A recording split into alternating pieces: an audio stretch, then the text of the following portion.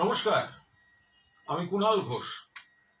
মুর্শিদাবাদের বিধায়ক হুমায়ুন কবিরকে নিয়ে একদম দু চারটি কথা।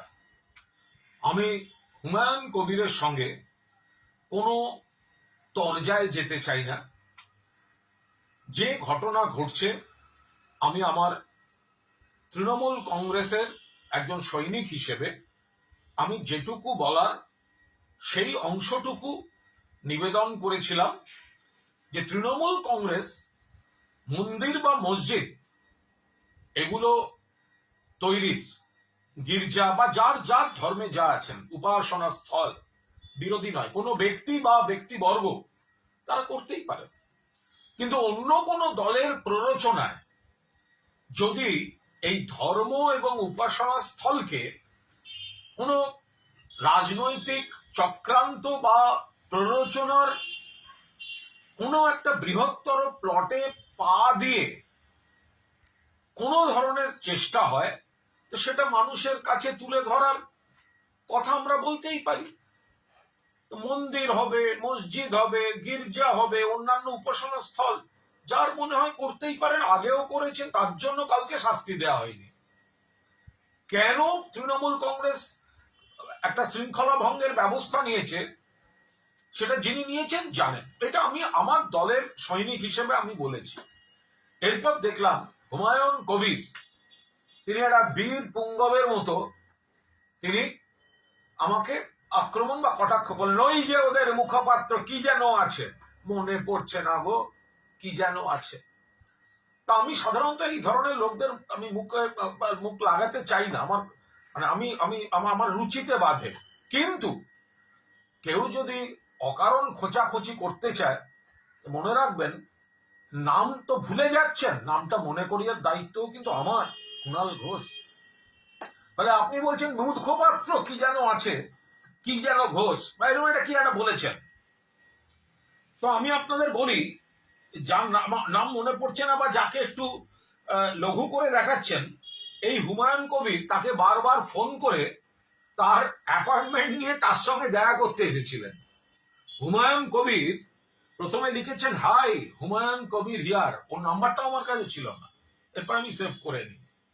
তারপরে একটা ফোন, তারপরে আবার একদিন দাদা একটু দরকার ছিল, দেখা করা যাবে দাদা, শুরুতে দাদা শেষে দাদা।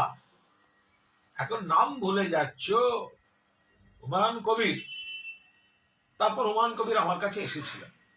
আমি আবার বলছি, উনি ওনার কিছু বক্তব্য বলেন এবং ওনার দিক থেকে যা বক্তব্য সেটা ঠিক বা ভুল আমি কোনোটাই সেটা বলতে পারবো না। আমার কাজ ছিল উনি যা বলেছেন সেটা কোথাও কোথাও কমিউনিকেট করা। পার্টি কি ডিসিশন নেবে সেগুলো সব পার্টির ব্যাপার, কিন্তু এটার সঙ্গে মসজিদের কোনো সম্পর্ক ছিল না। এটা একটা সাংগঠনিক বিষয়, ওনার কাকে পছন্দ ওনার কাকে পছন্দ নয়, এবং সেই জন্য তিনি বলে একেবারে দাদা একটু দরকার ছিল, দেখা করা যাবে দাদা, আগে দাদা পরে দাদা, এখন কেন দাদা এইসব কথাবার্তা। তো এতই যখন খোঁচালেন, আমি এসব দেখাবার পক্ষপাতী নই। আপনার স্ক্রিনশট, আপনি আমার সঙ্গে দেখা করতে এসেছিলেন, এখন আপনাকে দেখাতে হচ্ছে আপনি ভুলে গেছেন। তাহলে আমি আবার আপনাকে দেখাই। 2019 সাল লোকসভা নির্বাচন, মুর্শিদাবাদ লোকসভায় ভারতীয় জনতা পার্টির মনোনীত প্রার্থী বিজেপি পোস্ট করেছে হুমায়ুন কবির। ইয়ার্কি মারার জায়গা পাননি। যে বিজেপি বাবরি মসজিদ ভেঙেছিল আপনি তো সেইখানে নাচতে গেছিলেন। যে বিজেপি ভারতীয় জনতা পার্টি বাবরি মসজিদ ভেঙেছে আপনি তো সেখানে নাচতে গেছিলেন। আপনি কোন মুখে আবার বাবরি মসজিদ তৈরি করেন? এরপর দিল্লিতে বিজেপি দপ্তরে গিয়ে জড়িয়ে ধরে বিজেপি নেতাদের ভুলে গেলেন। একটা লোক কতগুলো দল করতে পারে, কতবার ঘুরেছেন আপনি, বেশ কিছুবার জিতেছেন নিশ্চয়ই, আবার তার থেকে কমবার হারেননি, প্রচুর হেরেওছেন। কিন্তু বেসিক বিশ্বাসযোগ্যতাটা কোথায়? একজন নেতা একবার কংগ্রেসে, একবার নির্দল, একবার বিজেপি, আবার তৃণমূল, আবার নতুন দল, কেন করছেন? কেন মুখ খোলাচ্ছেন? আমি আপনার সঙ্গে তরজায় যেতে চাই না, কিন্তু আপনার যদি মনে হয় ওই ওদের কে মুখপাত্র, আরে ওদের কে মুখপাত্র মানে তুমি ভাই আমার সঙ্গে দেখা করতে এসেছিলে আমার অফিসে, সিসি ক্যামেরা ফুটেজ বের করবো? তখন মনে ছিল না কার সঙ্গে দেখা করতে যাচ্ছ? এবং তার সঙ্গে এই মসজিদ মন্দির এসবের কোনো সম্পর্ক ছিল না। যেটা ছিল সেটা হচ্ছে ওর এলাকায় সংগঠন কাকে করেছে, উনি কাকে সরাতে বলেছেন, সেটা সরানো সম্ভব কিনা, এই ধরনের। আমি একবারও বলছি না উনি ভুল বলেছেন, যার যার এলাকা তার তার বক্তব্য থাকতে পারে, কিন্তু তার সঙ্গে এই মসজিদের কোনো সম্পর্ক ছিল না। এখন উনি ওনার পলিটিক্স অফ ডিসিডেন্স সেইটাকে জাস্টিফাই করার মুখোশ হিসেবে তিনি হঠাৎ এই ধর্মকে ব্যবহার করছেন। যারা মাননীয় শ্রদ্ধেয় মুসলিম ধর্মগুরু আছেন তারা ভালো করে বলতে পারবেন যে বাবরি মসজিদ আর একটা এইভাবে করা যায় কিনা। বাবরি মসজিদ কেন নাম হয়েছিল, কিসের জন্য নাম হয়েছিল, সেটা আবার কিভাবে করা যায় আমি জানি না।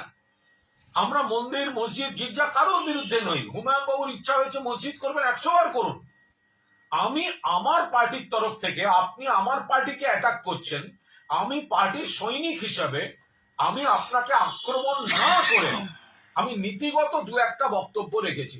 তাতে আপনি আমার ব্যক্তিগতভাবে ওদের একের মুখপাত্র, আরে মুখপাত্র কি, আগে দাদা পরে দাদা বলে আমাকে SMS পাঠাতেন, আমি করিনি। আপনি আমার অফিসে এসে ক্ষোভের কথা বলে গেছিলেন। এরপর যখন আপনি একটা বিকল্প কিছু ভাবছেন তখন ধর্ম, মসজিদ, সংখ্যালঘুদের আবেগ। তার কারণ প্রত্যেকবার বিজেপির এরকম একটা ঘুঁটি লাগে। 21 সালেও কয়েকজনকে লেগেছিল, চার্টার্ড ফ্লাইট এসছিল বিজেপির অনেকজনকে নিয়ে যেতে। ভোটের পর তারা বলেছিল চার্টার্ড ফ্লাইট চাই না দিদি, অটো পাঠান, অটোয় ফিরে যাব। মুসলমান মানে তারা শুধু এই আবেগে বিভ্রান্ত হবেন, এটা ভুল। মুসলমানরা যথেষ্ট সচেতন এবং তাদেরকে এই ধরনের বিভ্রান্ত করার চেষ্টা করা, আপনি ছোট করছেন তাদের। আমি আবার বলছি, আপনার কাজ আপনি করুন, আপনার সঙ্গে কোনো তরজা আমার রুচি বিরুদ্ধ। আমি পলিটিক্যাল লাইনে আমার পার্টির কথা আমি বলবো। আপনি যদি ব্যক্তিগত আক্রমণ করতে আসেন, আরে যে লোক নরেন্দ্র মোদীর ছবি দিয়ে বিজেপির ক্যান্ডিডেট হয় তার মুখে বাবরি মসজিদের প্রতি শ্রদ্ধা মানায়? আমি হিন্দু হয়েও যদি সেই দিনকার 6 ডিসেম্বর 2092 কলঙ্ককে ক্ষমা করতে না পারি, আপনি সেটা ক্ষমা করে আপনি সেই বিজেপির ক্যান্ডিডেট হতে গেছিলেন, আর আপনি আজকে নাটকবাজি করছেন। যাই হোক, যা করবেন আপনি, আপনার ব্যাপার। শুধু আমাকে যদি ভুলে যাওয়ার ভান করেন, আমি আমরা মাঝে মাঝে আমার মনে করিয়ে দেওয়ার আমার বিরাট একটা শখ কাজ করে। ঠিক আছে রোমান ভাই, দেখা হবে।